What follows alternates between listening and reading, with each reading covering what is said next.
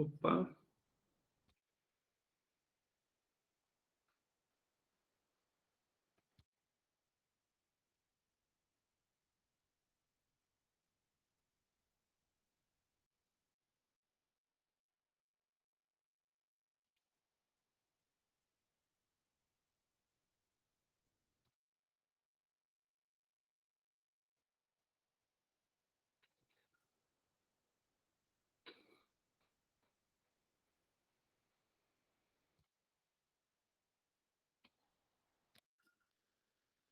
tá dando para ver aí bem, gente?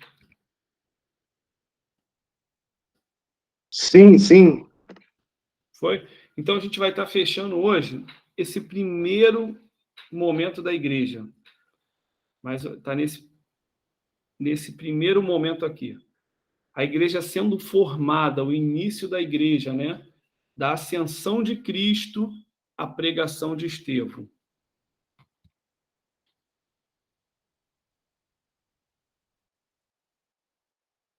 A gente já falou isso aqui tudo, o começo, aonde eles se reuniam, seus membros, os líderes, governo, sua doutrina, a arma usada pela igreja, a comprovação da presença de Deus, eram os milagres que eram feitos através da vida dos apóstolos.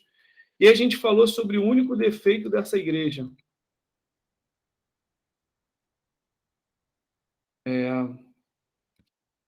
O único defeito dessa igreja. Semana passada a gente terminou aqui.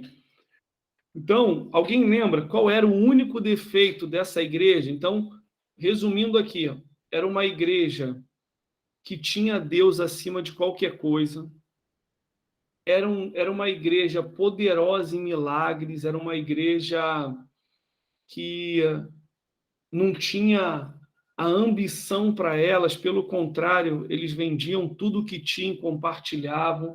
Era uma igreja que queria, resumindo, a igreja de Atos dos Apóstolos, a igreja inicial, era uma igreja que queria, aqui na terra, viver o reino dos céus.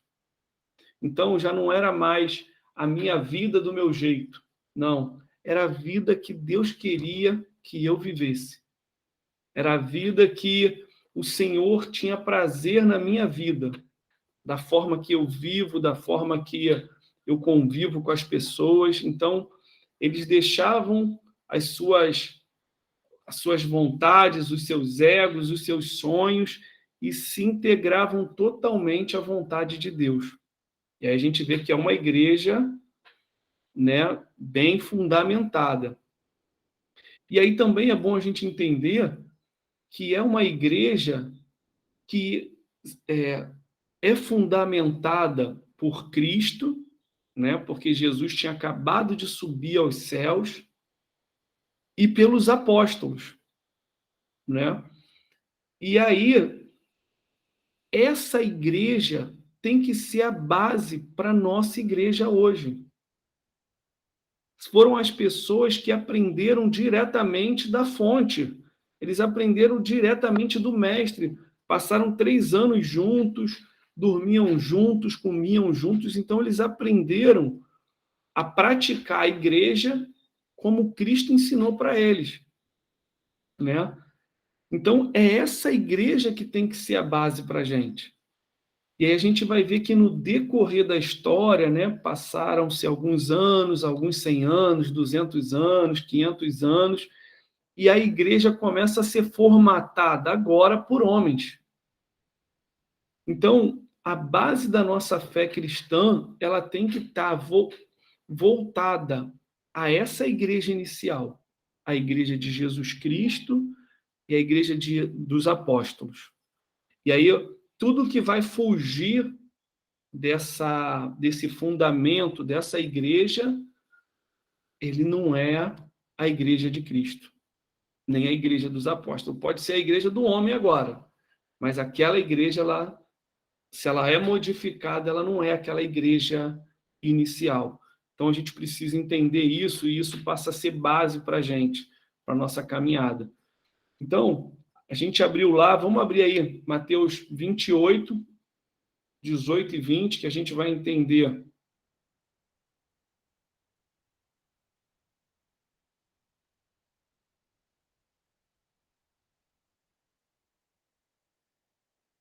Acharam aí?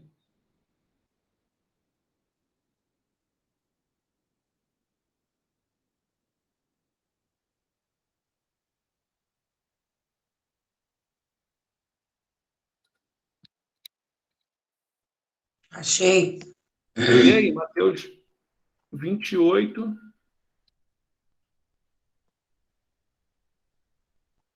18. 28, 20, 18 ao 20. Vou fechar aqui que eu vou ter que abrir de novo. Pode ler, Ana. Então Jesus, aproximando-se deles, lhes assegurou: Toda a autoridade me foi dada no céu e na terra. Portanto, ide e fazei com que todos os povos da terra se tornem discípulos, batizando-os em nome do Pai e do Filho e do Espírito Santo, ensinando-os a obedecer a tudo quanto vos tenho ordenado. E assim eu estarei permanentemente convosco, até o fim dos tempos. Beleza.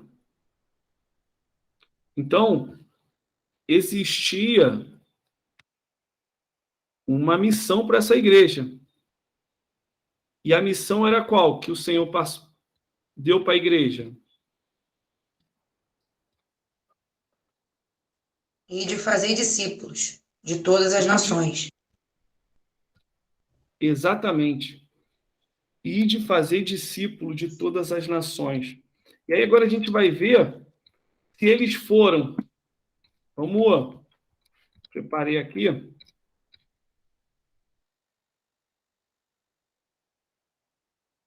Então vamos, abre a sua Bíblia aí em Atos capítulo 2.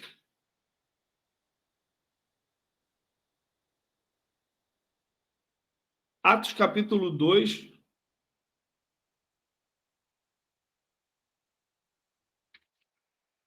O que aconteceu no Pentecoste? Alguém fala para a gente aí.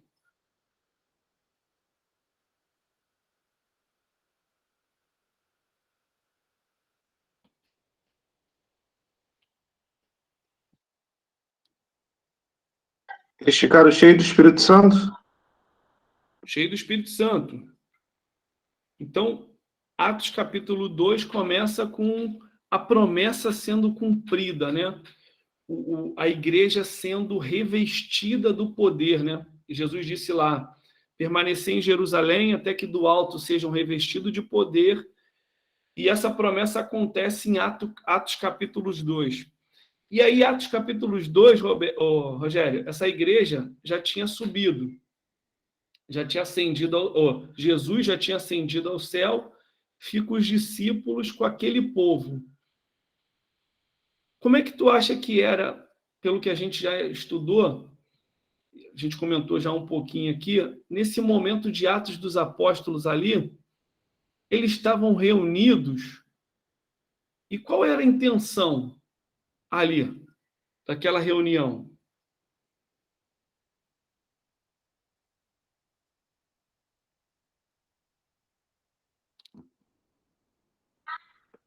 Olha, eu vou dar um chute aqui porque eu não sei não, hein? Chuta aí, bora. Sei lá, acho que eles estavam reunidos, vamos supor assim, vamos fazer uma confraternização. Eles não estavam reunidos dentro de um templo esperando o Espírito Santo vir, entendeu? De repente estavam unidos, vamos supor assim, vamos lá para casa de fulano, vamos lá tomar um chá, alguma coisa assim. É isso aí. Assim, eles estavam reunidos onde eles sempre se reuniam para buscar a Deus, né? Que é no Pórtico de Salomão e nesse ambiente ali, onde aconteceu no cenáculo, né? Onde aconteceu o batismo no Espírito Santo. É a mesma casa, a parte alta da casa, onde acontece a última ceia. É o mesmo lugar. Então, virou um lugar de costumes deles de se encontrarem, de comunhão, de palavra, de edificação. Então, eles naquele momento, né, no momento ali deles, comunhão com o Senhor, né, daquela reunião da igreja de 120 pessoas ali juntas, buscando o Senhor, o Espírito vem e batiza todos eles. Beleza. E aí, a gente vai ver que uns falam que chegam, né, quando escutam o estrondo, vão para lá para assistir, para ver. Uns acham que eles estão bêbados, e aí Pedro se levanta e prega. Uma pregação que a gente já leu, que não foi uma pregação dessas reveladoras, pregou simplesmente a palavra que todos nós conhecemos, na sua simplicidade, na sua integridade da palavra, e acontece um resultado fenomenal. Atos, capítulo 2, lê alguém aí para a gente do 40 ao 41. O resultado dessa pregação. E com muitas outras palavras dava seu testemunho pessoal e os encorajava, proclamando: Sede salvos desta geração que perece. Assim, todos quantos aceitaram a sua palavra foram batizados, e naquele mesmo dia juntaram-se a ele cerca de 3.000 pessoas. Eles perseveravam no 3 ensino mil dos apóstolos. pessoas. Só aí, só até aí. Então, teve um bom resultado a pregação de Pedro? Sim, Sim, Pô, resultado espantoso, né? E eles já batizam 3.000 pessoas ali naquele dia. Então, a igreja recebe um poder assim que de convencimento, que é o Espírito Santo na igreja, né? E aí a gente pode trazer esse fato para a gente pensar um pouquinho, gente. Quem convence o homem do seu pecado, da sua vida, da sua forma de viver, é o Espírito Santo. Então, quem faz a igreja crescer é o Espírito Santo. Então, a gente não precisa fazer marketing, fazer, como é que se diz? Que hoje tem muito, marketing campanha, digital, campanha. marketing digital, campanha, tem que... Gente, o Espírito Santo convence. E o Espírito Santo só precisa disso. Pessoas com coração em Deus, sem querer nada, somente a glória de Deus para que ele atue. E aí, gente, quando ele age, é natural o convencimento. Vidas sendo saradas, vidas sendo curadas. Então, um dos grandes problemas da igreja somos nós atrapalhamos. Porque a gente acha que a gente tem método e forma para fazer, mas a Bíblia é bem clara. A forma e o método é a palavra. E aí é o Espírito Santo que entra e convence. Então, beleza. Atos capítulo 3 agora, já conta uma outra história, mas também que vai mostrar o poder daquela igreja, né? Eles estão indo para dentro do templo e tem um aleijado na porta. E aí, Pedro e João, né? Pedro pega o cara pela mão e fala: olha, não tenho ouro nem prata. O cara não tinha pedido cura. O cara queria esmola. E aí, não tenho ouro nem prata, mas o que eu tenho eu te dou. Aquilo que eu sou cheio, eu te dou. E aí ele pega na mão e fala: levanta e anda. E o coxo salta ali, levanta e anda. E aí levam esse cara para dentro da igreja, para dentro do templo lá, e começa aquele questionamento todo. Pedro, de novo, usa essa situação para Pedro pregar lá dentro do templo agora, né? Dentro da igreja lá da época. E aí Pedro prega, e aí vamos Atos, capítulo 4. Olha o resultado.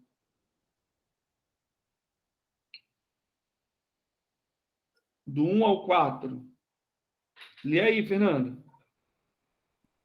enquanto Pedro e João estavam falando ao povo, chegaram os sacerdotes, o capitão dos guardas do templo e os saduceus.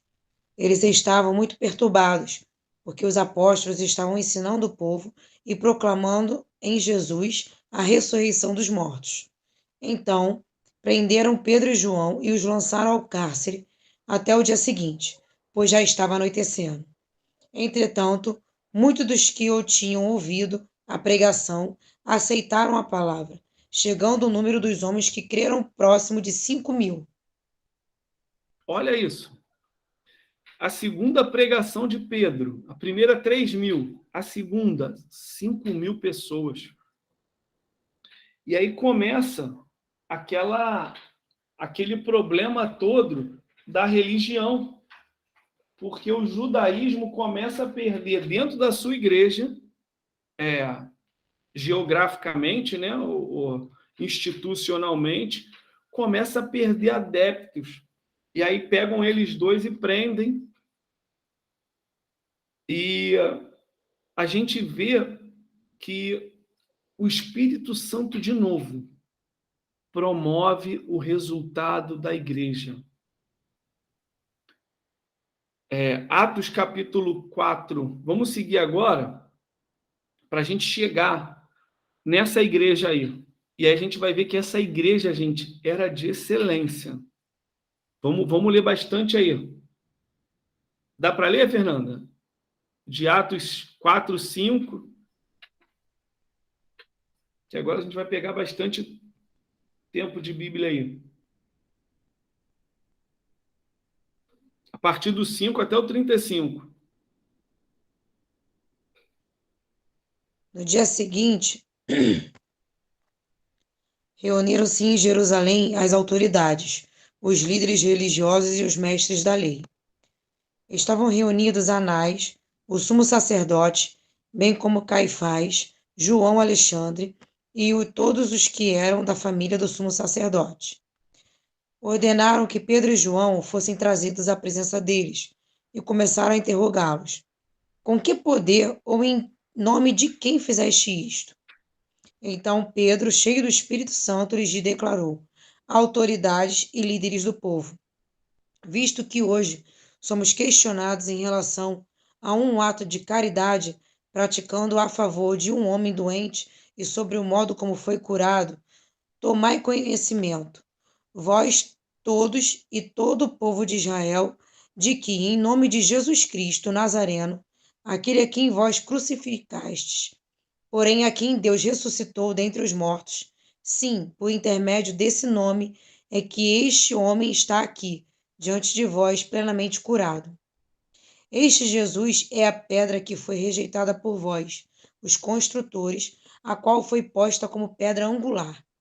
E, portanto, não há salvação em nenhum outro ente, pois em todo o universo não há nenhum outro nome dado aos seres humanos pelo qual devamos ser salvos.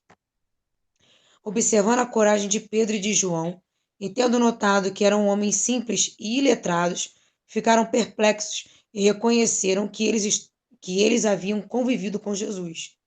Além disso, como podiam constatar diante de seus olhos a presença daquele homem de pé que fora curado, nada podiam alegar contra eles.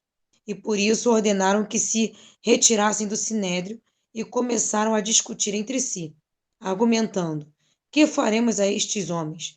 Pois todos os habitantes de Jerusalém sabem que por meio deles foi realizado um sinal miraculoso comprovado, o qual não temos como negar. Todavia, para que isso não se divulgue ainda mais entre o povo, vamos intimidá-los, exigindo que a ninguém mais fale sobre este nome. Então, convocando-os novamente, ordenaram-lhes que não falassem, tampouco ensinassem em o nome de Jesus. Contudo, Pedro e João propuseram-lhes: julgai vós mesmos se é justo diante de Deus obedecer a vós mais do que a Deus. Pois não podemos deixar de falar de tudo quanto vimos e ouvimos. E os ameaçando ainda mais, os deixaram ir, pois não conseguiram encontrar motivo algum para castigá-los. E o povo estava extasiado, louvando a Deus pelo que acontecera. pois o homem em quem se operara aquela cura milagrosa tinha mais de 40 anos. Assim que foram Segura aí soltos. rapidinho, Fernando. Rapidinho. Então, olha a intrepidez de Pedro aqui, né? Pedro e João. Gente, imagina se somos nós nessa situação, onde esses líderes religiosos tinham o poder de mandar surrar, mandar matar. Mas esses homens, eu acho interessante quando ele fala aqui no 19: julgai vós mesmos se é justo diante de Deus obedecer a vós mais do que a Deus. Então, essa igreja que está sendo estabelecida, né, nesse início ali, nessa base bem inicial, bem formação, é uma igreja que ela não se importava em outra coisa a não ser agradar a Deus. E eles sabiam que se eles...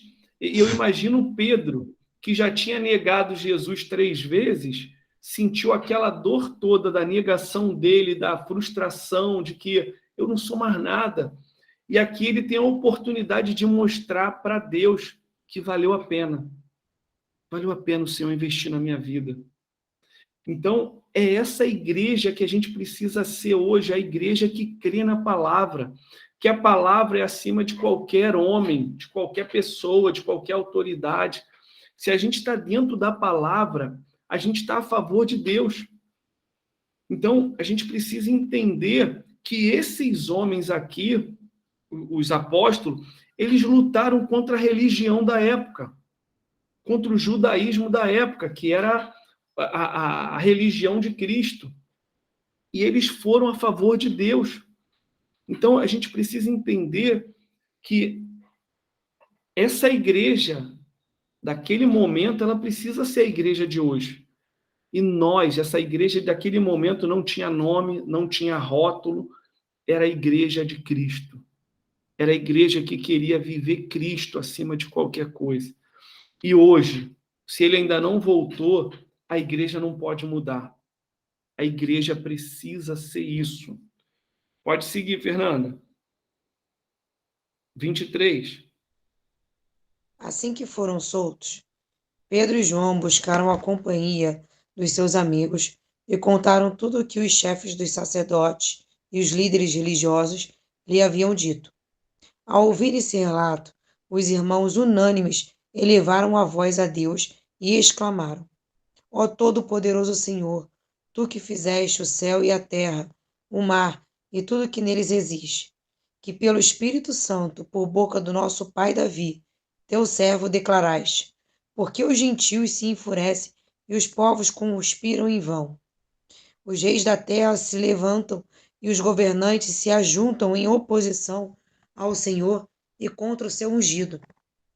De fato, Herodes e Pôncio Pilatos reuniram-se com as nações pagãs e os povos de Israel nesta cidade para conspirar contra o teu santo servo Jesus, a quem ungiste.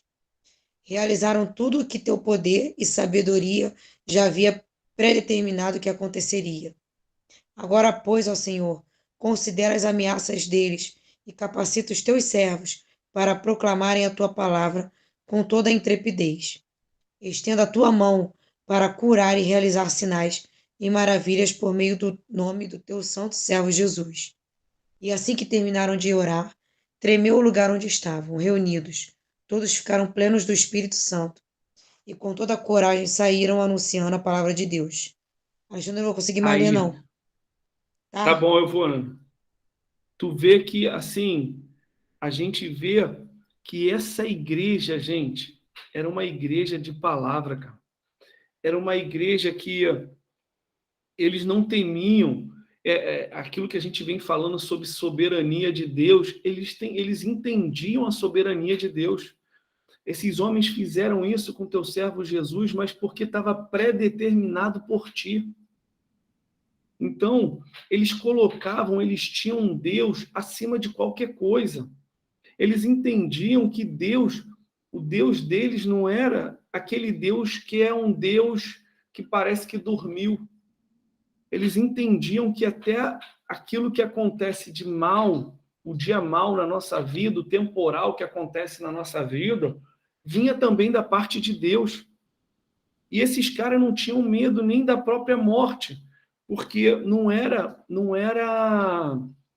essa guerra espiritual, era uma guerra física. E eles partiam para cima. E aqui eles estão orando e pedindo a Deus mesmo. Foram cheios do Espírito Santo de novo e pedindo a Deus para dar força a eles, para eles continuarem pregando a verdade. E eu vejo que é esse o clamor desse tempo agora, gente. Que o Senhor nos dê força mesmo, sabe? Intrepidez para a gente pregar a verdade. Nós não queremos ser melhor do que ninguém, achar que a gente somos nós, o Santarrão. Não, nós queremos ser essa igreja que vai viver a verdade da palavra. Porque a palavra, ela passa em mim, para depois eu explanar ela. Então, se eu não vivo ela, não adianta eu falar. E hoje a gente precisa voltar a essa igreja que, assim, queria viver e depois testemunhar. Eu estou falando aquilo que eu vivo, é testemunho. A palavra é um testemunho da minha vida, porque eu vivo a palavra. Então, eu vou pegar esse tempo até para a gente estar orando por isso, por nós, pela nossa igreja, pela igreja do Brasil, para que se levantem realmente essa igreja que não vai se dobrar, que não vai se corromper, que não vai se sujar, que não vai se vender, tá? Nem para resultados, mas vai estar firme no propósito. Pai, nós queremos, Pai, te apresentar, Senhor, as nossas vidas, Senhor. É a vida dos teus filhos, Senhor, dos teus servos, Senhor, de tantos profetas, Pai, de tantos pastores, Senhor, que tem ainda o coração ligado com o teu coração, Pai. Te pedimos, fortalece a eles, Pai, fortalece a nós também, Senhor. Pai, nos ajuda, Pai, ajuda cada um de nós, Senhor, a viver a tua palavra, Senhor, a renunciar, Pai, a vida desse mundo, Pai, a vida pecaminosa desse mundo, Pai, a direção, Pai, maligna desse mundo, Pai, que faz a gente, Pai, ir numa rota de colisão contra a tua palavra, contra a tua obediência, Pai. Pai, nos dê força, Pai, a pregar a tua palavra com intrepidez, Senhor. Seja onde quer que vão levar a gente, Pai, ou que a gente vá, Senhor, que a tua palavra seja pregada cheia do poder, Pai, e da verdade do teu Espírito, Senhor. Usa as nossas vidas, Senhor, para a glória do teu nome, Senhor. Edifica as nossas vidas, Senhor, e usa as nossas vidas, Senhor, simplesmente como ferramenta e instrumento, Pai, vasos de barro, Senhor, para edificar a tua igreja, Senhor. Vidas, Senhor, precisam ser edificadas, Senhor, e enraizadas na verdade da tua palavra, Senhor. Então, Deus, nós oramos, Pai, como a tua igreja, Senhor, nos ajuda, Pai. Pai, coloca raízes em nós, Pai, em ti, Senhor, que a gente possa, Pai, estar cravado, Pai, estar, como diz a tua palavra, Pai, colocado, Senhor, dentro da videira, Senhor, que a gente possa estar, meu Deus, conectado de uma forma, Pai, onde a tua essência, Pai, forme o nosso ser, Deus, forma o nosso caráter, forma a nosso jeito de pensar, forma, Senhor, a nossa atitude, Senhor. Pai, que a tua palavra seja base para a nossa vida, Senhor, para a vida da tua igreja, Pai, e que se levantem, sim, Pai, os reformadores dessa última hora, Pai. Pessoas que não vão se vender, Pai. Protege a nossa mente, o nosso coração, Pai, para que nada possa nos seduzir, Pai, e nos tirar, Senhor, da verdade do teu reino, Pai. Em nome de Jesus oramos, Pai, e te agradecemos pela igreja do Brasil, Pai. Que o avivamento saia do Brasil, sim, Pai. Saia das nossas vidas, sim, Pai. Nós, em nome de Jesus, Pai, te oramos, Pai. E em nome de Jesus te agradecemos, Pai. Faz em nós, Senhor, o teu querer e o teu agir, Pai. Em nome de Jesus. Amém. Amém. Então, a gente viu essa igreja aqui. Eu vou seguir aqui. E da multidão dos que creram, um só era o sentimento e a maneira de pensar. Ninguém considerava exclusivamente seus bens que possuía, mas todos compartilhavam tudo entre si. Com grande poder, os apóstolos continuavam a pregar, testemunhando da ressurreição do Senhor, e maravilhosa graça estava sobre todos eles. Não havia uma só pessoa necessitada entre eles, pois os que possuíam terras ou casas as vendiam, traziam dinheiro da venda e o depositavam aos pés dos apóstolos, que por sua vez o repartiam conforme a necessidade de cada um. Então a gente vê uma igreja que não queria mais nada, ela queria viver o reino de Deus nessa terra. E os próprios apóstolos, eles não pegavam nada para eles dividiam em comum para todo mundo. E a gente para a gente ver hoje. Será que é essa igreja que a gente vê hoje? Será que é essa igreja que a gente vê acontecer hoje? Porque a gente precisa resgatar essa igreja de Atos dos Apóstolos. Eu creio que é essa igreja que vai ao céu. Meu pai foi para a igreja? Oi? Alguém falou aí alguma coisa? Fui eu, gente. Foi sem querer. Andressa, fala aí, fica à vontade, irmão. Não, o meu microfone estava aberto. Perguntei um negócio aqui pro meu irmão, foi sem querer.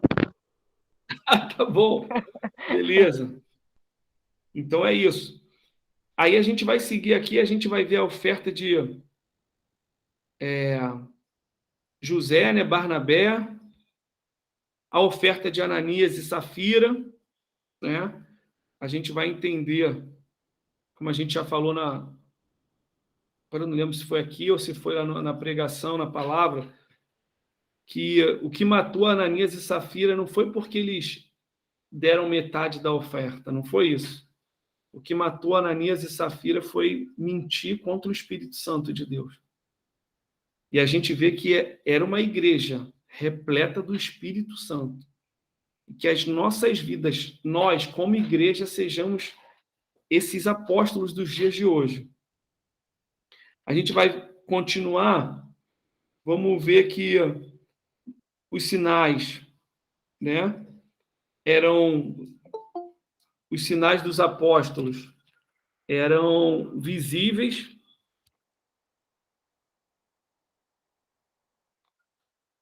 né? E seguindo mais um pouquinho,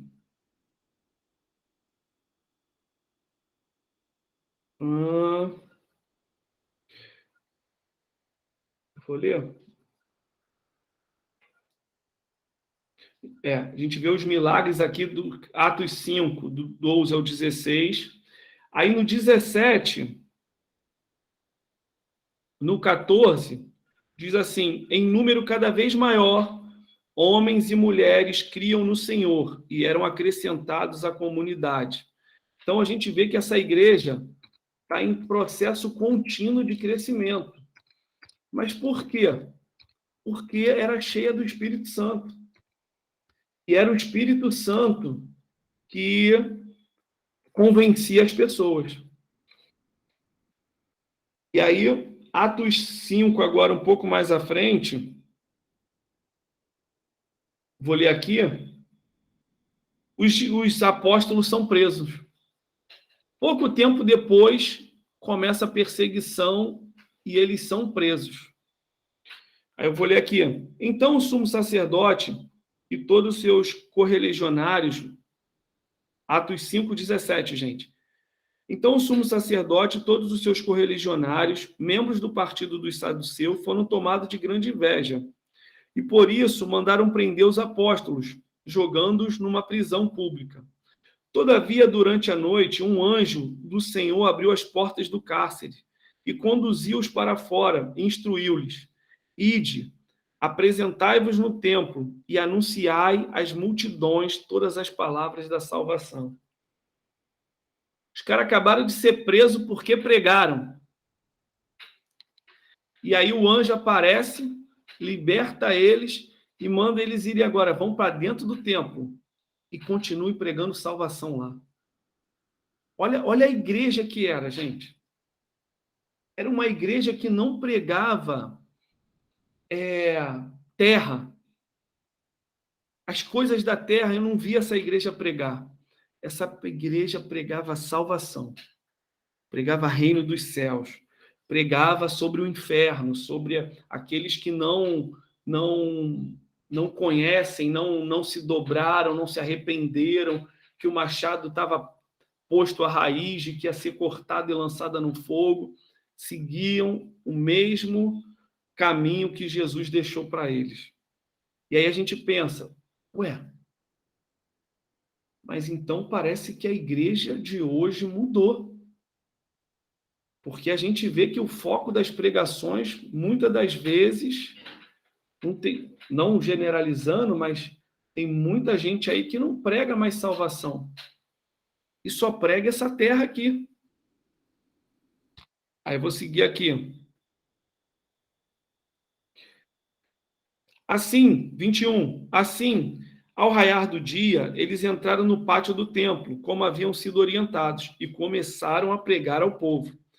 De outro lado, chegando o sumo sacerdote e seus companheiros, imediatamente convocaram o sinédrio, ou seja, toda a assembleia dos principais líderes de Israel, e mandaram buscar os apóstolos na prisão. Entretanto, ao chegarem à prisão, os guardas não encontraram ali, então voltaram e comunicaram: encontramos o cárcere fechado, com toda a segurança e as sentinelas nos seus postos junto às portas, mas abrindo-as, a ninguém encontramos lá dentro. Diante desse relato, rapidinho, como é que vocês acham que isso aconteceu, gente? Porque quando os soldados vão lá no cárcere buscar eles, as portas estão trancadas e os sentinelas estão na porta. Fala aí, pela tua leitura aí, a tua imaginação agora, porque a gente não estava lá, o que tu acha que aconteceu? Como é que foi esse fato das portas abrirem? Fala aí, fala aí.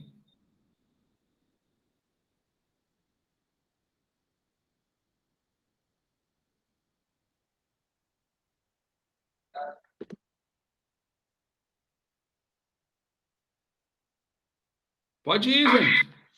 Pastor, tem coisa na Bíblia que Deus não explica. Essa é uma delas. Essa é complicada. A imaginação, porque é bom a gente entender, não é assim, realmente não vai dar para a gente entender, mas a gente trazer para a gente que o nosso Deus, cara, ele transforma o físico, o visível em invisível, Rogério. E eu estou pensando aqui, esse tipo de milagre só vive quem é discípulo e está vivendo de acordo com a palavra. Concordo. Quem não é, vai ficar anos e anos dentro de igreja e não vai conseguir viver isso. Eu concordo. Porque esses caras, foi o que tu falou, esses caras do Sinédrio lá, que estavam lá, os saduceus, a alta classe lá dos líderes, a indignação foi porque eles não viviam isso. E vem os caras, meu irmão, fazendo milagre, a sombra curando, o aleijado da porta do templo que está ali há uns 30 anos, 40 anos na porta, entra andando. Meu irmão, entendeu? Eu creio nisso. É por isso que eu creio que nós temos que ser discípulo. Então, assim, para mim, foi algo assim sobrenatural, cara. Eu não sei se assim, se o que era matéria passou a não ter matéria e atravessou a grade, porque a porta abriu. Ao mesmo tempo que a porta abriu, tinha sentinela. Como é que os caras passam sem ser visto? Eu creio que Deus cegou eles. Pode ser também. Entende? E aconteceu com aquele sobrinho lá de Abraão, Ló. Uhum. Que nem na cidade de Ló, que os anjos cegaram, né? Teve uma parte, tipo, deixou as pessoas não verem, né?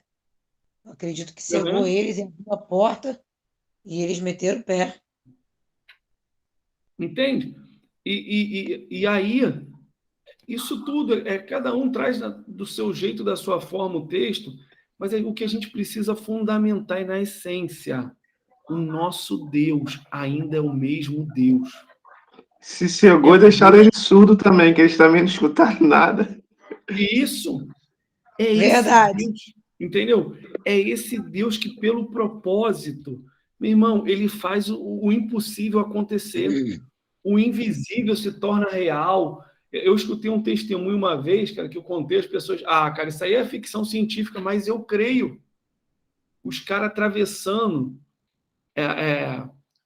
levando Bíblia para a Coreia do Norte, para entrar com Bíblia, e eles indo num horário pela madrugada, assim, tudo aquela coisa planejada, a coisa sai do controle. E quando eles estão atravessando lá a fronteira, aparece uma barreira fiscalizando. Aí os caras manda baixar o vidro e o pastor, os dois irmãos que estavam no carro, pastor, a gente vai morrer, pastor. Vamos morrer agora. E o pastor fala, olha, o Senhor assim sabe. Se for nosso momento, a gente agradece até aqui que vivemos em Deus, vamos para a glória. E se não, Deus vai fazer alguma coisa. Quando eles abaixaram o vidro, os caras olharam e falaram, vai. Que porcaria, vocês estão cheios de tomate e alface podre dentro desse carro, o negócio fedendo, vai. O pastor olhou para trás, não viu o tomate, seguiu, e eles entenderam que foi o sobrenatural de Deus. Então, só vive, concordo com o que tu falou, Rogério, 1000%, só vive quem é discípulo. Só vive quem é discípulo. E Deus faz o sobrenatural ainda hoje. Então, show, vamos seguir aqui. Me passa a hora aí que eu tô sem hora aí, Rogério. 9h55. Dá tempo, vamos embora. 24. Diante desse relato, o capitão da guarda do templo e o chefe dos sacerdotes ficaram atônitos, imaginando o que poderia ter acontecido com os apóstolos. Nesse momento, chegou alguém com a notícia: eis que os homens que recolheste à prisão estão no pátio do templo ensinando o povo. Olha eles cumprindo aí, o que Jesus falou em Mateus 28, ensinar o povo a obedecer em tudo a Deus. Ensinando o povo. Então o capitão foi com os guardas e os trouxeram outra vez, porém sem violência, pois temiam ser apedrejados pela multidão. E depois de trazê-los, os apresentaram ao sinédrio. E o sumo sacerdote os interrogou: não vos ordenamos expressamente que não pregasseis nesse nome? Contudo, encheste Jerusalém dessa vossa doutrina, e quereis lançar sobre nós a culpa pelo sangue desse homem? Ao que Pedro e os demais apóstolos afirmaram: é necessário que primeiro obedeçamos a Deus, depois às autoridades humanas. O Deus de nossos antepassados ressuscitou a Jesus, a quem vós assassinastes, crucificando-o no madeiro. Deus, no entanto, o exaltou, elevando à sua direita como príncipe salvador, a fim de dar a Israel arrependimento e perdão de pecados. Ora, nós somos testemunha deste fato, bem como o Espírito Santo, que Deus concedeu aos que são obedientes a ele. Olha isso, Rogério. Ao ouvir estas palavras, eles muito se enfureceram e queriam matá-los. Então, certo fariseu chamado Gamaliel, doutor da lei, respeitado por todas as pessoas, levantou-se no sinédrio e pediu que aqueles homens fossem retirados por um momento. E prosseguiu dizendo: caros israelitas, considerai com toda cautela o que estáis para decidir fazer a estes homens. Porquanto, há algum tempo, surgiu Teudas, pregando ser alguém, e aproximadamente 400 homens se juntaram a ele. Todavia, ele foi morto, e todos os seus seguidores dispersaram e acabaram em nada. Depois dele, na época do recenseamento, apareceu Judas, o galileu, que liderou um grupo revolucionário. Ele, da mesma forma, foi morto, e todos os seus companheiros se espalharam. Contudo, neste caso, vos advirto: afastai-vos destes homens e deixai-os seguir em paz, pois se essa obra ou propósito deles for de origem meramente humana, perecerá. Se, todavia, proceder de Deus, não conseguireis jamais impedi-los, pois vós achareis em guerra contra Deus. E as palavras de Gamaliel convenceram a eles. Então mandaram trazer os apóstolos e ordenaram que fossem açoitados. Depois exigiram-nos que não mais falassem no nome de Jesus e os deixaram sair em liberdade. Os apóstolos se retiraram do sinédrio, contentes por haverem sido considerados dignos de serem humilhados por causa do nome. E todos os dias no templo, bem como de casa em casa, não deixavam de pregar e ensinar que Jesus Cristo é o Messias. Então, se é hoje, gente, na igreja de hoje, a igreja do resultado, custe o preço que custar, o importante é a gente estar crescendo, estar cheio, estar prosperando, estar enriquecendo, estar isso e aquilo outro. Será que essa igreja de hoje, a hora que tomar as chibatadas, será que elas continuam firmes? Será que ela tem peito para voltar a pregar depois de uma surra?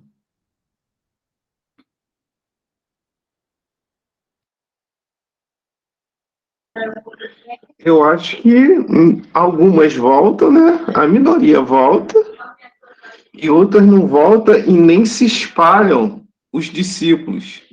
Porque aqui em Judas, quando Judas morreu, os discípulos se espalharam para continuar pregando. Não tem nem discípulo para espalhar, acaba morrendo todo mundo de uma vez só.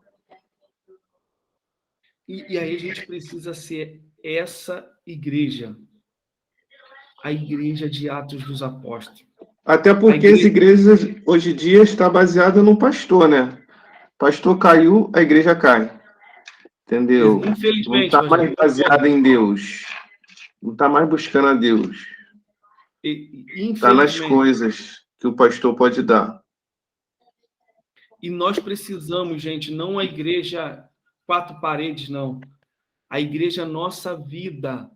Nós somos os apóstolos que os discípulos, né?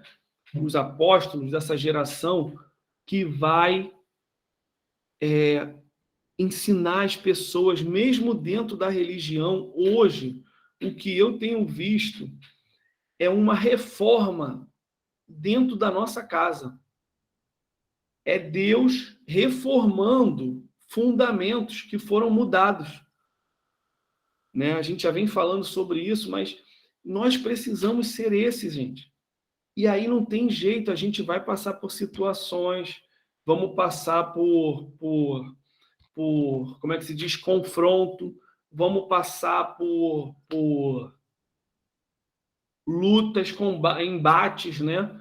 Porque nós que queremos ser discípulos de Cristo e não do homem, a gente está preocupado em nós, cada um de nós, sermos agente de Cristo nessa geração. E aí a gente volta a dizer, é Rogério fazendo o bolo. E daqui a pouco alguém vai estar lá fazendo uma encomenda, trocando uma ideia, falando lá de recheio, e daqui a pouco a pessoa entra numa questão e a gente precisa anunciar a verdade. Olha, isso aí realmente não está na Bíblia, não. Isso aqui é um problema que a igreja precisa consertar urgentemente. O nosso Deus não aceita que seja assim realmente, não. Então, tem que partir de nós. Somos nós que somos esses que vai mudar uma geração. A reforma sempre vai ter pessoas se levantando. E eu creio, gente, que é o tempo de uma reforma. Eu tenho certeza que Deus está fazendo isso, não só no Brasil, mas também no mundo. Deus está levantando pessoas com esse coração de não querer nada. Eu quero a verdade de Deus e a glória de Deus. Eu quero a presença de Deus. Eu quero que Deus me use, não para mim crescer, enriquecer e para mídia. Não. Que eu nem apareça, mas para que a glória do Senhor, para que o povo hoje ainda acredite, tenha ciência, tenha consciência e a certeza que ainda existe Deus no Brasil. O Deus de Israel ainda é o mesmo. e através de nós. E aí a gente vai lá, né? Vimos tudo isso, esses caras tomam umas chibatadas e saem felizes, somos dignos. É por causa da nossa vida, da nossa integridade que a gente apanhou e a gente continua a pregar, porque é esse o caminho. E aí o resultado, vamos em Atos 6. Atos 6 agora. Versículo 7.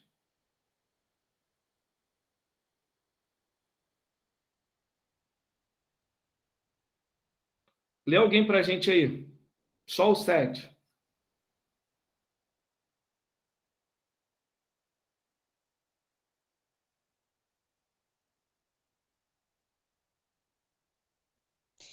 E a palavra de Deus era divulgada de modo que se multiplicava grandemente o número dos discípulos em Jerusalém.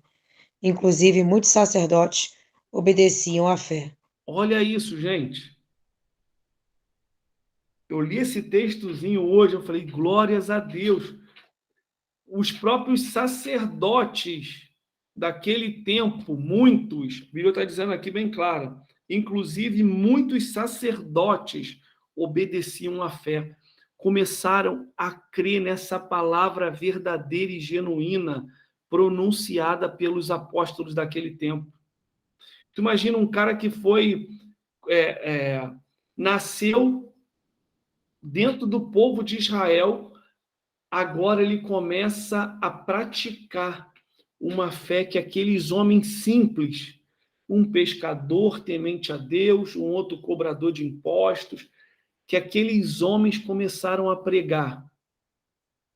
Olha o resultado da igreja, a reforma acontecendo. E aí, vamos seguir em Atos 6 agora.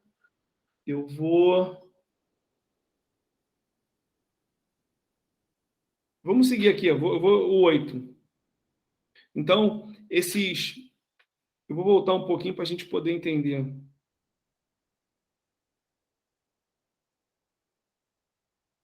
Vamos no 8.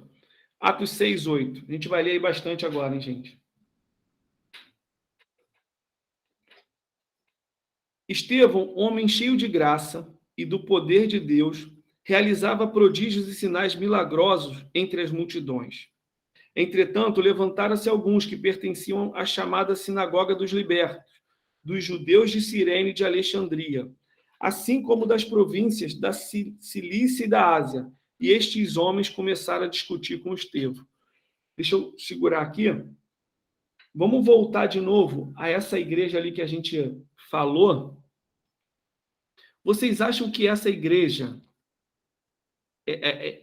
essa igreja pessoas, esses discípulos ali, por tudo isso, essa pregação de 3.000, a segunda pregação de 5.000, ter sido açoitado, ter vivido aqueles milagres todos, estarem produzindo milagres, gerando milagres na vida das pessoas, aqueles que se alegraram de ter tomado uma surra. Essa igreja era uma boa igreja? Essa igreja que eu digo não é nome, pessoas, essa formação, esse grupo, essa comunidade ali, era uma boa igreja?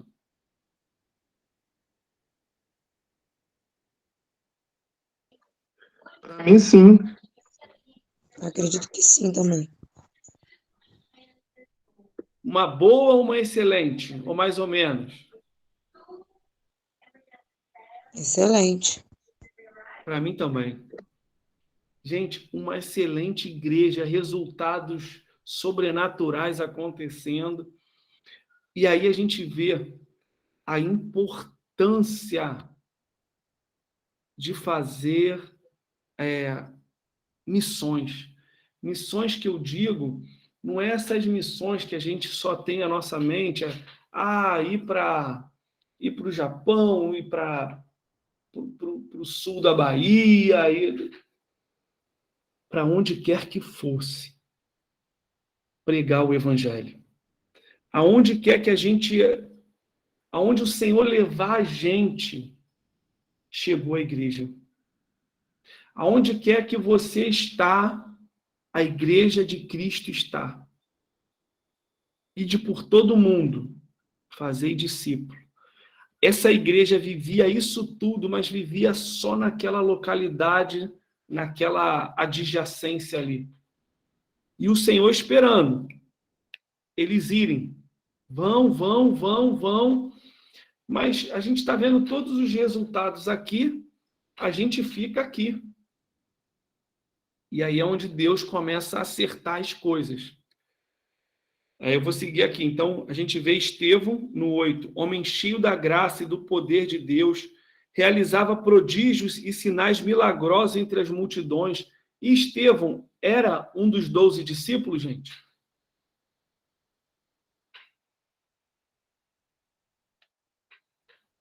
Fala comigo. Ele se encaixou no lugar de Judas, né? Não, Estevão não. Estevão, quem se encaixou no lugar de Judas foi Matias. Tá, isso. Não. Estevão estava ali junto e é levantado como diácono por já ser uma pessoa cheia do Espírito Santo. Ele foi escolhido 7 diáconos, não é isso? Estevão foi um deles. Isso aí. E precisou morrer para se espalhar. Ainda não aconteceu. A obra de Deus através de Paulo. É isso aí, a gente vai chegar lá. Foi o conserto. Então, Estevão é levantado ali e Estevão não estava pensando, eu tenho que ter um título, ser consagrado para fazer, não. Ele sabia quem ele era em Deus, que ele era filho de Deus. Se ele é filho, ele tem a autoridade de Deus sobre a vida dele. E Estevão ia, anunciava, pregava, fazia sinais, orava pelas pessoas, as pessoas eram curadas. Não tinha ficado isso restrito aos discípulos, não. Os que já estavam com ele já estavam fazendo discípulo também. E aí, vamos lá. Deixa eu voltar no 9. Entretanto, levantaram-se alguns que pertenciam à chamada sinagoga dos libertos, dos judeus de Cirene e de Alexandria, assim como das províncias da Cilícia e da Ásia. E estes homens começaram a discutir com Estevão. Contudo, não podiam resistir à sabedoria e ao espírito com que ele argumentava. Olha isso. Sendo assim, subornaram alguns outros homens para o caluniarem. Nós o temos ouvido proferir palavras ultrajantes contra Moisés e contra Deus. Com isso, conseguiram incitar o povo, os líderes religiosos e os mestres da lei, e prendendo Estevão, conduziram-no à presença do Sinédrio. Ali apresentaram falsas testemunhas que alegavam: este homem não para de proferir blasfêmia contra este santo lugar e contra a lei. Porquanto nós o temos ouvido proclamar que esse Jesus de Nazaré destruirá este lugar e mudará as tradições que Moisés nos legou. Então, todos os que estavam assentados no sinédrio, ao fixarem seus olhos em Estevão, viram que o seu rosto parecia como o rosto de um anjo. Olha isso. Então o sumo sacerdote interpelou a Estevão: porventura são verdadeiras estas acusações contra ti? Diante disso, declarou Estevão: caros irmãos e pais, ouvi-me com atenção. O Deus da glória apareceu a Abraão, nosso pai, estando ele ainda na Mesopotâmia, antes de morar em Harã, e lhe ordenou: sai da tua terra e da comunidade dos teus parentes, e vai para a terra que eu te mostrarei. Então ele saiu da terra dos caldeus e se estabeleceu em Harã, após a morte de seu pai. Em Harã, após a morte de seu pai, Deus o trouxe para esta terra, em que vós agora habitais. Nela, Deus não lhe deu nenhuma herança, nem ao menos o espaço de um pé. Todavia, prometeu que lhe daria a terra como herança, e mesmo depois dele, a sua descendência, quando ele ainda não tinha nenhum filho.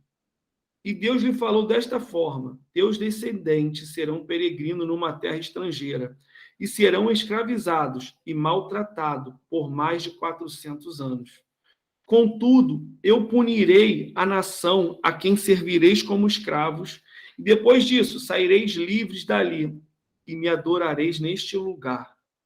E assim concedeu a Abraão a aliança da circuncisão, Por esse motivo, Abraão gerou a Isaque e o circuncidou 8 dias após seu nascimento. Mais tarde, Isaque gerou Jacó, e este os 12 patriarcas.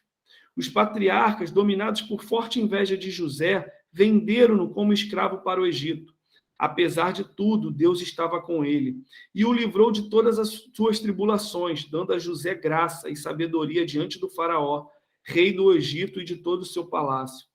Mais tarde sobreveio um tempo de fome em todo o Egito e em Canaã, o que trouxe grande sofrimento, e os nossos antepassados não encontravam o que comer. Porém, tendo ouvido que no Egito havia trigo, Jacó enviou nossos antepassados para lá pela primeira vez. E na segunda viagem deles, José se revelou a seus irmãos, e a sua família foi conhecida pelo faraó. E aconteceu que José mandou chamar a seu pai, Jacó, e a todos os seus parentes, 75 pessoas. Assim, pois, desceu Jacó até o Egito, e ali morreu. E ali morreu ele e também nossos pais. Seus corpos foram transladados de volta a Siquém e depositados no túmulo que Abraão ali comprara por certo preço em prata dos filhos de Amor. Ao se aproximar o tempo em que Deus cumpriria sua promessa a Abraão, nosso povo cresceu em número e multiplicou-se no Egito. Então, outro rei, que não conhecia a história de José, passou a governar o Egito. Ele agiu de forma traiçoeira contra nosso povo e oprimiu os nossos antepassados, a ponto de obrigá-los a abandonar seus próprios recém-nascidos, a fim de que não sobrevivessem. E foi naquela época que nasceu Moisés, que era um menino extraordinário aos olhos de Deus. Por 3 meses ele foi criado na casa de seu pai. Entretanto, quando teve de ser abandonado, a filha de Faraó o tomou e o criou como seu próprio filho. E assim Moisés foi educado em toda a sabedoria dos egípcios. Tornou-se um homem poderoso em palavras e obras. Quando completou 40 anos, Moisés decidiu visitar seus irmãos israelitas. Ao presenciar um deles sendo maltratado por um egípcio, saiu em defesa da vítima e vingou-se, matando o egípcio. Moisés pensou que seus irmãos entenderiam que Deus o estava dirigindo para libertá-los, mas eles não compreenderam. No dia seguinte, Moisés dirigiu-se a 2 israelitas que estavam brigando e tentou reconduzi-los à paz, argumentando: homens, vós sois irmãos, por que agride um ao outro? Todavia, o homem que maltratava o outro empurrou Moisés e exclamou: quem te constituiu autoridade e juiz sobre nós? Acaso queres assassinar-me como fizeste ontem com aquele egípcio? Ao ouvir estas palavras, Moisés fugiu para Midian, onde ficou vivendo como estrangeiro e foi pai de 2 filhos. Então se passaram mais 40 anos, quando apareceu a Moisés um anjo no deserto, próximo ao monte Sinai, em meio às labaredas de um espinheiro que queimava. Ao contemplar aquela cena, ficou perplexo, e ao aproximar-se para observar melhor, ouviu a voz do Senhor: eu sou o Deus de teus pais, o Deus de Abraão, o Deus de Isaque e o Deus de Jacó. Moisés ficou trêmulo de medo e não ousava erguer seu olhar. Então o Senhor lhe ordenou: tira a sandália dos pés, porque o lugar em que estás é terra santa. Eu vou pular um pouquinho, mas só até aqui que a gente leu. Estevão conhecia a palavra? Sim, Muito ou pouco? muito. A gente vê que é aquilo que a gente vem falando. Não tem como ser cheio do Espírito Santo, gente, sem conhecimento da palavra. Não dá. É uma coisa que não acontece. É a palavra que vai nos enchendo dia após dia, dia após dia. É o nosso tempo com Deus, ele vai nos enchendo, vai nos acrescentando. Então, quanto mais perto de Deus a gente está, mais nós somos cheios.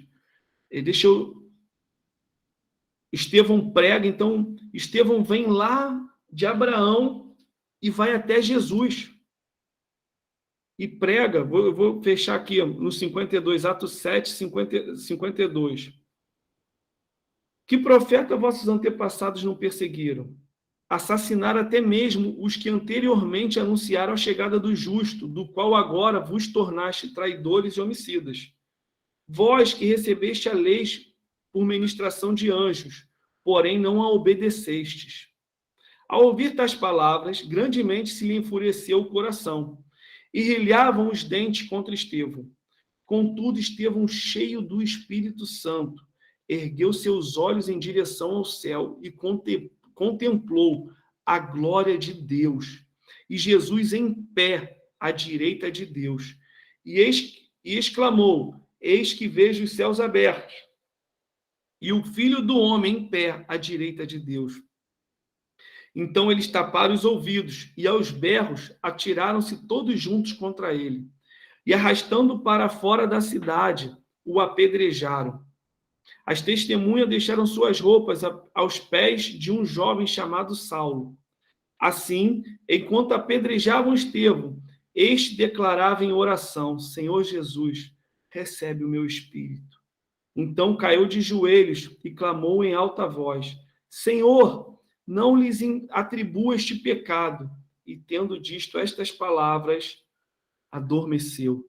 De novo aqui, gente, essa palavra me chama a atenção. Aqui Estevão não morreu.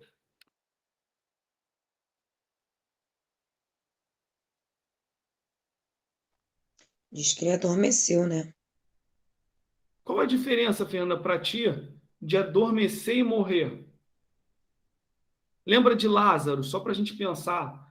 Quando chega lá e Jesus diz: Lázaro não está morto. Lázaro, o que Jesus disse? Ele não está morto, ele dorme. E aqui, de novo, a palavra é adormeceu. O que a gente pode entender de diferença aí?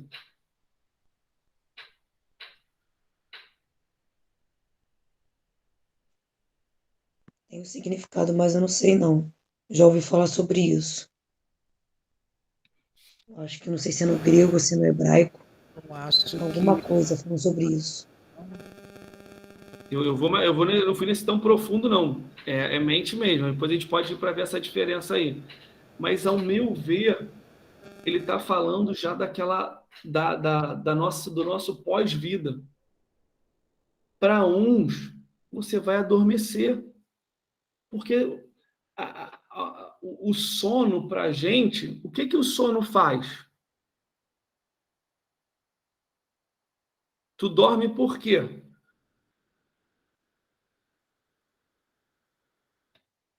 Fala aí, gente. Para descansar o corpo. Descansar o corpo. Descansar das lutas, das tribulações.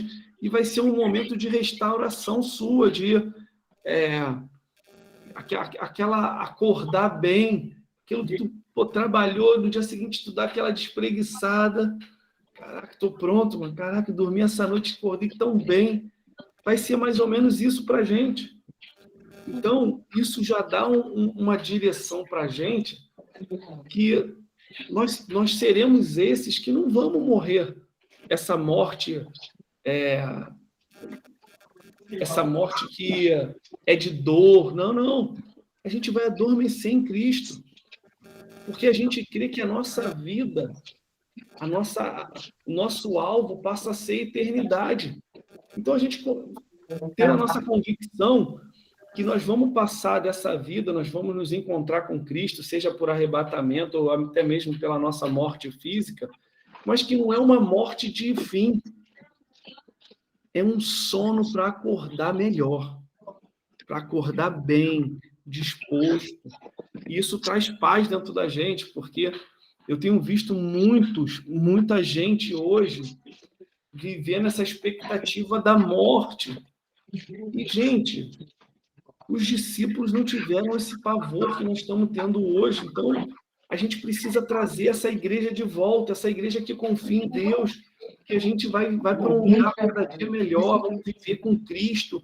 Não tem choro, não tem dor, não tem corrupção. Esse mundo aqui não pertence a gente, não é para a gente querer esse mundo, o mundo da gente é o céu, né? Então, é a Nova Jerusalém. Então, a gente precisa ter essa convicção, porque isso traz paz. A partir do momento que começam as tribulações, o tempo a fechar para a gente aqui, gente, Isso aqui não é para mim. Isso aqui não é para mim. A minha vida é o céu, é a eternidade. Então, a gente não se espanta tanto. Então, Pastor, pode só falar. uma dúvida. Quando ele fala aqui adormecer, a gente pode garantir que ele foi salvo. E quando Isso. fala que Ananias e Safira morreu, é que já foi para o inferno, tipo assim, morte para o inferno, adormecer é salvação? Pode ter a ver, sim, Rogério. Eu levo por essa linha também. Eu não sei se precisar, porque eu não fui pesquisar, como a Fernanda falou, de lá nos originais para poder ver o grego e o hebraico. Mas da minha forma de leitura, eu vejo assim também. Sabe? Existe essa diferença aí. Uhum. Eu estou notando essa diferença aqui. Quando Ananias e Safira, ele botou em morte. A Bíblia está escrito como se fosse morte. E aqui adormeceu. É. E se a gente crê, né, que nós vamos, quando o Apocalipse diz que ele virá e ressuscitará os mortos, quer dizer, ele vai trazer a vida, né?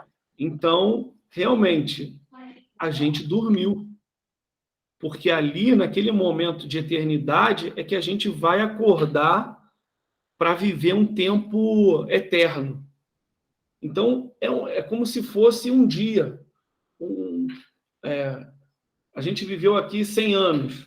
Então, é como se fosse no relógio de Deus horas, dias, né, meses ali, porque se um dia, como um dia para Deus é igual a 1000 anos, tu imagine nesse calendário da eternidade. Então, realmente vai ser um sono em algum período ali que para Deus é muito curto, a gente vai acordar e vamos estar vivendo a eternidade com Ele. Então, eu vejo dessa forma aí também. Então, essa igreja se fecha aqui, esse primeiro momento da igreja. A gente vai ver que ela continua. Então, nesse primeiro momento, essa igreja era uma igreja excelente, só tinha um defeito que não foi se espalhar para pregar. E aí a gente entende que a morte de Estevão vem com um propósito, porque a gente vai aí, Atos 8.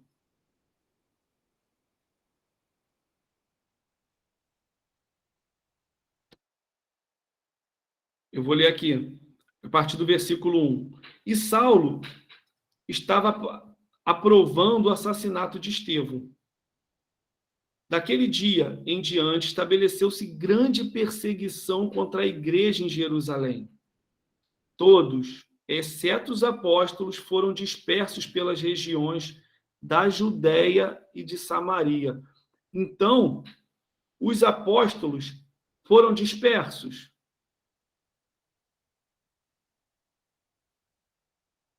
O que vocês acham?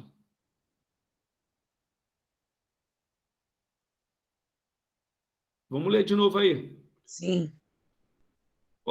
E Saulo estava aprovando o assassinato de Estevão. Daquele dia em diante, estabeleceu-se grande perseguição contra a igreja em Jerusalém.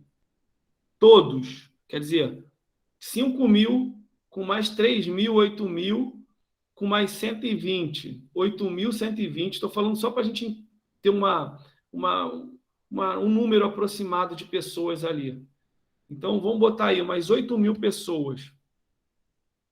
Está dizendo, todos, exceto os apóstolos, foram dispersos pelas regiões da Judéia e de Samaria. Então, os discípulos foram dispersos? Não. Não. Só quem foram os outros. Os discípulos ficaram lá, em Jerusalém. Os outros foram Judéia e Samaria. Alguns homens piedosos sepultaram Estevão e derramaram seus corações em pranto por seu martírio.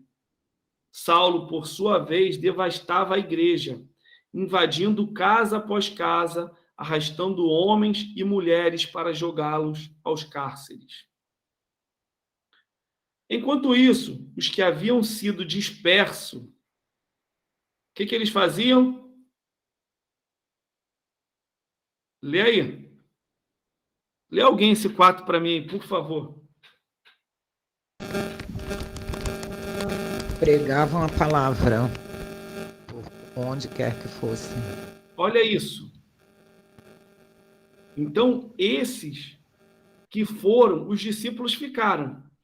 Mas essas pessoas que já estavam tão cheias de Deus, eles foram se esconder.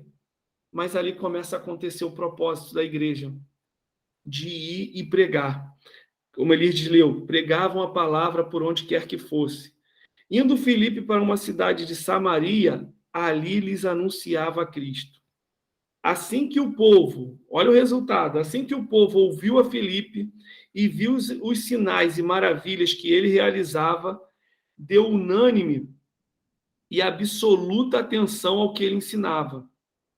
Porquanto os espíritos imundos abandonavam a muitos, aos berros, e um grande número de paralíticos e aleijados eram curados. E por este motivo, com grande alegria sobreveio aquela cidade. Então, gente, a gente consegue, vou fechando aqui, só para a gente pensar um pouquinho.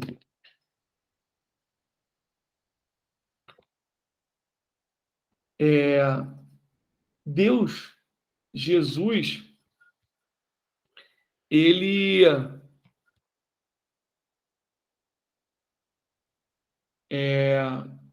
livra aquela mulher adúltera de ser apedrejada. Mas ele não livra Estevão.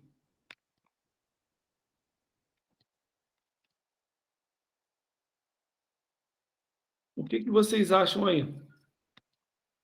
Certo, justo?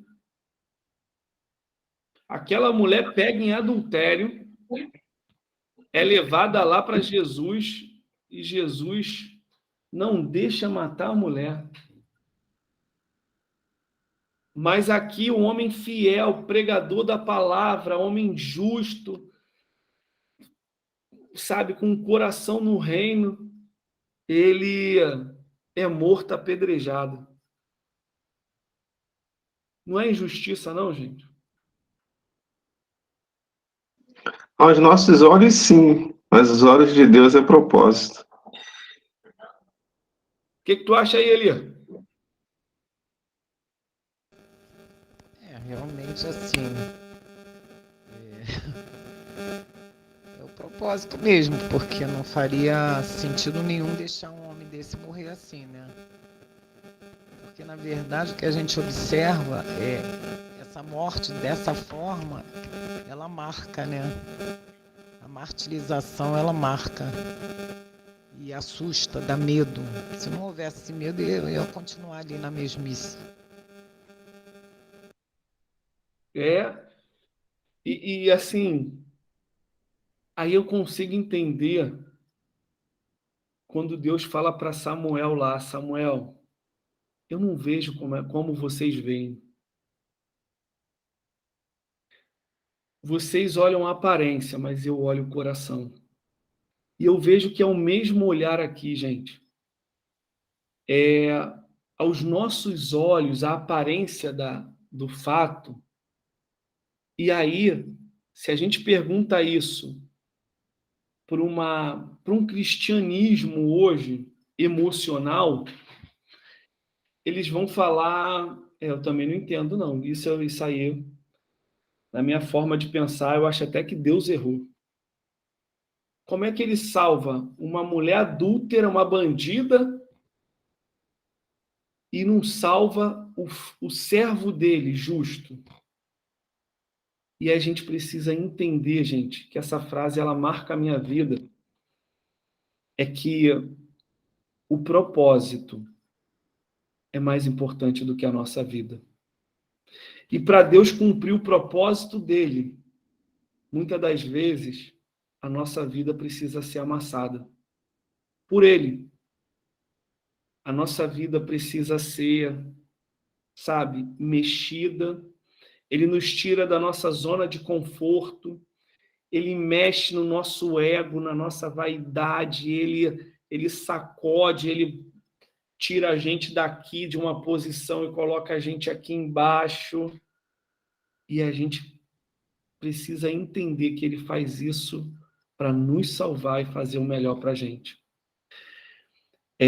Em toda a Bíblia, assim, quando a gente vê, e a gente leu isso hoje, vai sempre dizer que Jesus está assentado à direita do Pai.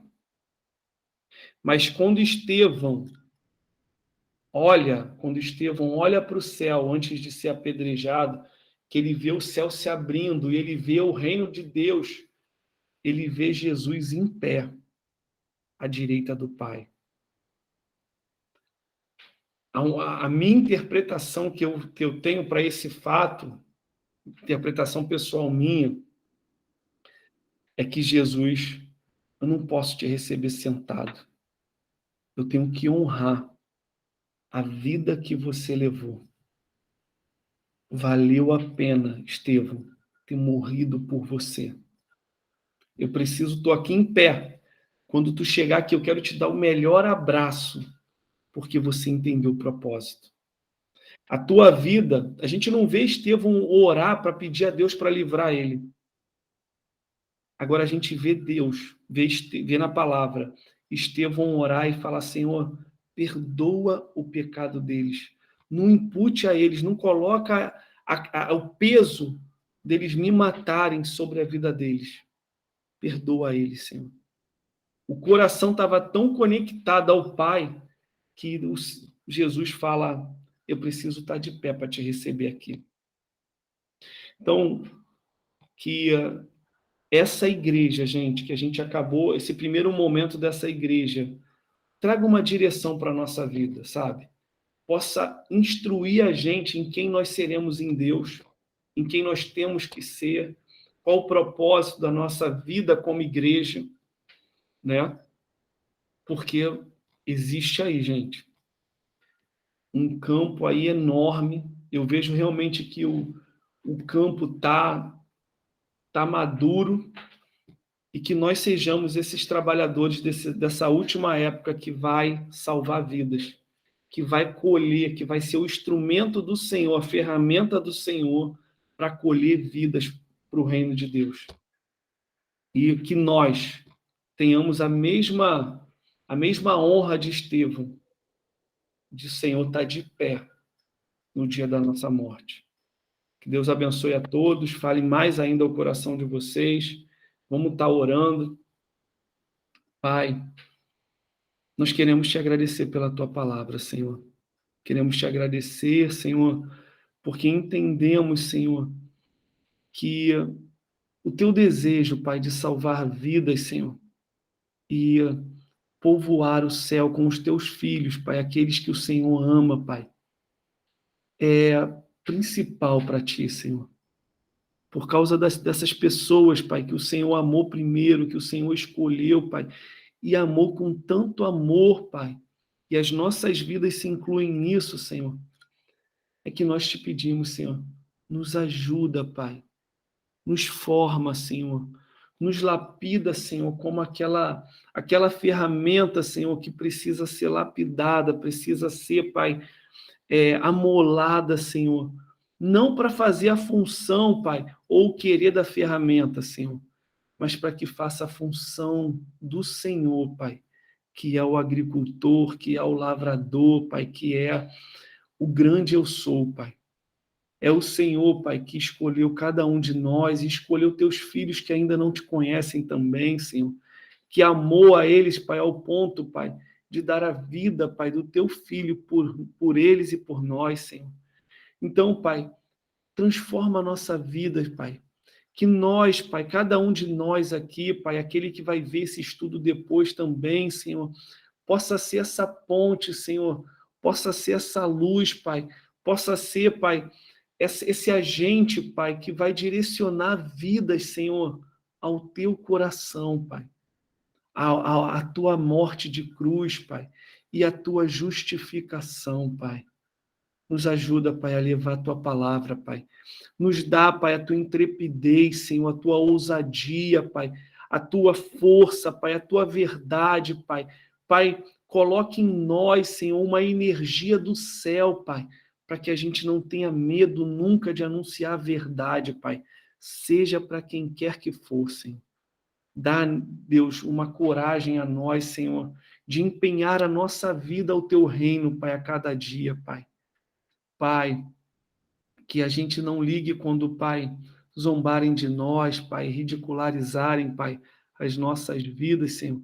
E que a gente se alegre, Pai, quando, como Teus discípulos se alegraram, Pai. E que a gente entenda que nós estamos Te agradando, Pai. Nos ajuda, faz de nós discípulos dessa geração, Pai. Em nome de Jesus nós Te pedimos, nos forma, Pai, segundo a Tua palavra, Pai. Para que, Senhor, sejamos instrumentos Teus nesse reino, no Teu reino, Pai, e nessa geração, Pai. Te agradecemos por tudo que o Senhor tem feito a nós, Senhor. Te pedimos, Senhor, nos permita, Senhor, ver, Pai, os milagres, Pai. Usa as nossas vidas com os Teus sinais, Senhor. Usa as nossas vidas, Senhor, para fazer, Pai, operar maravilhas, Pai, operar sinais, Senhor. Não porque nós somos maiores ou melhores do que alguém, não, Pai, mas porque a Tua verdade existe em nós, Pai. E a Tua verdade, Pai, é que opera, Pai. Nós somos apenas, Senhor, instrumento do Senhor, Pai. Usa as nossas vidas, Pai. Modela, transforma, Pai. Porque nós queremos, Pai, agradar o Teu coração, Pai.